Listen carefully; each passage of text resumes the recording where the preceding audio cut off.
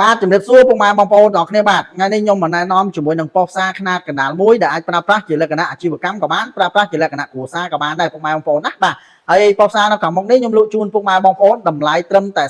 $49តែប៉ុណ្ណោះពុកម៉ែបងប្អូនណាបាទប៉ុស្តិ៍ផ្សារនេះគឺជា brand ម៉ាកប៊ុនឈីគឺល្អប្រើប្រាស់មែនទែនពុកម៉ែបងប្អូនគឺ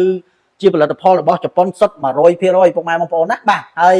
វាមានកម្លាំងខ្លាំងកម្លាំងវា 680S បាទអាចសារបានធូប3លី2ចក្រមមិនថាដៃក្រាស់ដៃស្ដើងឲ្យពុកម៉ែបងប្អូនណាយកទៅប្រើប្រាស់បានដូចគ្នាពុកម៉ែបងប្អូនយកទៅធ្វើអាជីវកម្មផ្សារមួយថ្ងៃពេញក៏បានដែរពុកម៉ែបងប្អូនណាបាទគឺយើងមានការធានាជូនពុកម៉ែបងប្អូន6ខែលើការជួសជុលដូរគ្រឿងបន្លាស់ឥតគិតថ្លៃតែម្ដងពុកម៉ែបងប្អូនទិញទៅទទួលបានជាមួយនឹងប៉ុស្តិ៍ផ្សារនេះមួយបាទទទួលបានជាមួយនឹងខ្សែម៉ាស់និងខ្សែផ្សារហើយខ្សែផ្សារបានប្រវែង10ម៉ែត្រខ្សែម៉ាស់បានប្រវែង3ម៉ែត្រពុកម៉ែបងប្អូនណាបាទហើយទទួលបានជាមួយនឹងច្រាស់នោះដៃមួយទៀតអ្វីដែលកាន់ពិសេសខ្ញុំធ្វើការខែមជូនជាមួយនឹងបាទវ៉ែនតាការពារភ្នែកអូតូមួយទៀតពុកម៉ែបងប្អូនល្អប្រើប្រាស់មែនទែនបញ្ជាក់ពុកម៉ែបងប្អូនខ្ញុំប្រម៉ូសិនត្រឹមតែ15ឈុតទេពុកម៉ែបងប្អូនណាតម្លៃត្រឹមតែ$49តែប៉ុណ្ណោះពុកម៉ែបងប្អូនដែលចង់បានធ្វើការរុះរាន់ដាក់បញ្ជាទិញឬក៏ឆាត់ចូល page ដើម្បីសួរព័ត៌មានបន្ថែម